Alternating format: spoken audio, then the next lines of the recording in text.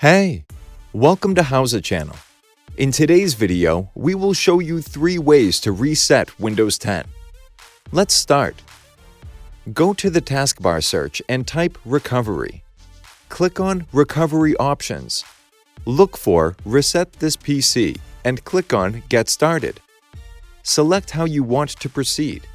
Do you want to keep your files or do you want to remove everything? Let's move on to the second option. Look for More Recovery Options and click on Learn how to start fresh with a clean installation of Windows. Click on Yes in the pop-up window.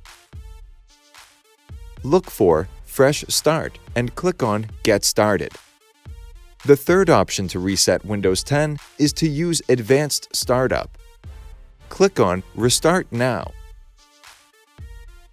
Select Troubleshoot. Click on Reset this PC. That's it. Thanks for watching the video.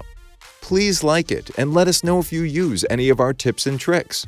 Subscribe to our channel. We upload new tutorials every day. See ya!